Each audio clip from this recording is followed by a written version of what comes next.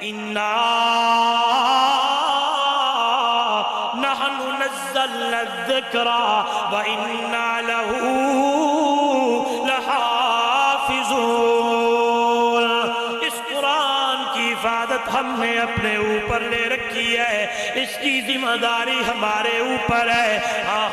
آپ بلا خوف و خطر قرآن پڑھتے جاؤ، اس کے مضامین کو دیکھتے جاؤ، اس کے معنی کو سمجھتے جاؤ، اس کے حروف کو دیکھتے جاؤ، اس کے واقعات کو پڑھتے جاؤ، اس کے احکامات کو دیکھتے جاؤ، اس کی نہیات سے دیکھتے جاؤ۔ جو یہ قرآن جو حکم کرتا جائے اور میرا نبی کی امت کے لوگوں عمل کرتے جاؤ، اور جہاں جہاں سے قرآن منع کرتا جائے اور رک رک کے زندگی گزارتے جاؤ۔ اس لیے اللہ کا قرآن کہتا ہے اِنَّا نَحْنُ نَزَّلْنَا الذِّكْرَ وَإِنَّا لَهُ لَحَافِظُونَ۔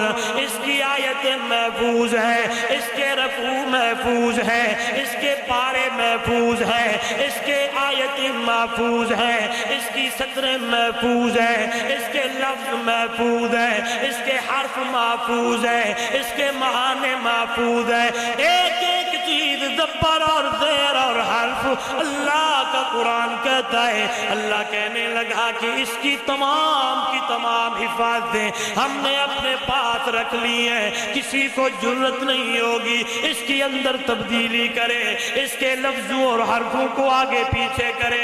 اس لیے میرا بندہ ان ھذا القرآن یہدی للتی هي اقوم ويبشر المؤمنين الذين يعملون الصالحات ان لهم اجرا كبيرا۔